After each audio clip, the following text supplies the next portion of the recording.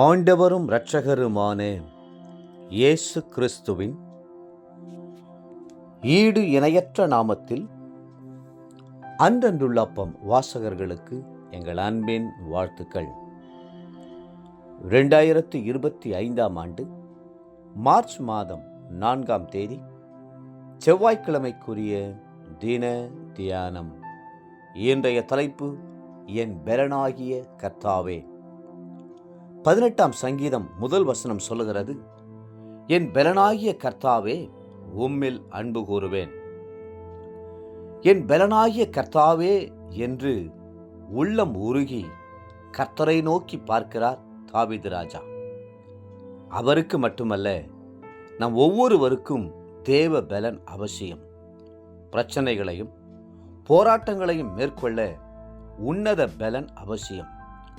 சோர்ந்து போகாமல் நிலை நிற்பதற்கு உள்ளான மனுஷனில் பெலன் அவசியம். இன்று உங்களுக்கு வியாதியினாலும் வயது முதிர்ச்சியினாலும் பல்வேறு பிரச்சனைகளினாலும் சரீர பெலன் குறைந்து போயிருக்கக்கூடும்.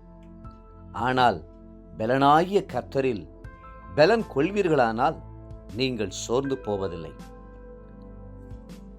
ஒரு சகோதரன் துக்கத்தோடு, ஐயா, என் வாழ்க்கை தடுமாறுகிறது, என் கால்கள் தள்ளாடுகின்றன, சரீரத்திலே தாங்கொண்ணாத வியாதி, மறுபக்கம் என் மனைவி வேறொருவனோடு ஓடி போய்விட்டால், என்னுடைய பிள்ளைகள் கல்லூரியிலே படித்து கொண்டிருக்கிறார்கள், அவர்களை படிக்க வைக்கவோ உடுத்துவிக்கவோ எனக்கு எந்த பண வசதியும் இல்லை, போதாக்குறைக்கு என்னுடைய வேலை ஸ்தலத்தில் என் மேலதிகாரி என்னை மிகவும் கொடூரமாய் நடத்துகிறார், எந்த பக்கத்திலும் நிம்மதி இல்லை, ஆறுதல் இல்லை, பெலனற்று சோர்ந்து போய் தடுமாறி கொண்டிருக்கிறேன் என்றார். இப்படி சாத்தான் அநேகருடைய வாழ்க்கையிலே சோதனை மேல் சோதனையை கொண்டு வந்து வாழ்க்கையே கசந்து போகும்படி செய்கிறான். இந்த சூழ்நிலைகளில் என்ன செய்வது? என் பெலனாகிய கர்த்தாவே என்று கர்த்தரை நோக்கி பாருங்கள். உங்களை உருவாக்கினவரும் தேடி வந்து மீட்டு கொண்டவரும் உங்களுக்காக இரத்தம் சிந்தி உங்களை தன்னுடைய உள்ளங்கைகளிலே வரைந்திருக்கிறவருமாகிய அவர் நிச்சயமாகவே உங்களை பலப்படுத்துவார், நிச்சயமாகவே சகாயம் செய்வார். மோசே பக்தன் சோர்ந்து போன வேளையிலே கர்த்தரை நோக்கி, நீர் மீட்டுக்கொண்ட இந்த ஜனங்களை உமது கிருபையினாலே அழைத்து வந்தீர், உம்முடைய பரிசுத்த வாசஸ்தலத்துக்கு நேராக அவர்களை உமது பலத்தினால் வழிநடத்தினீர் என்றார். யாத்ராகமம் 15:13. கவனியுங்கள், பெலனாகிய கர்த்தர் தம்முடைய பலத்தினால் வழிநடத்துகிறார்.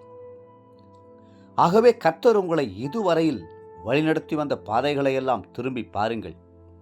வனாந்தரமான இந்த உலகத்தில் கவலையும் கண்ணீரும் நிறைந்த வாழ்க்கையில் அவரை அல்லாமல் யார் உங்களை தாங்கி வழிநடத்தக்கூடும்? ஆகவே அவருடைய பலத்தையே சார்ந்து கொள்ளுங்கள், சோர்ந்து போகாதிருங்கள்.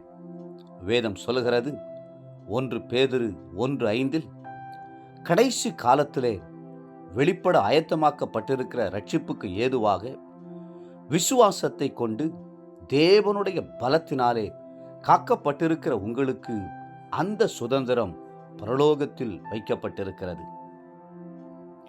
தேவ பிள்ளைகளே, தேவ பலன் உங்களை பாதுகாக்கும், கடைசி வரை நிலைநிறுத்தும். பறந்து காக்கிற பட்சியைப் போல கர்த்தர் உங்கள் மேல் ஆதரவாய் இருந்து இந்த ஓட்டத்தை ஓட உங்களுக்கு பலன் தருவார்.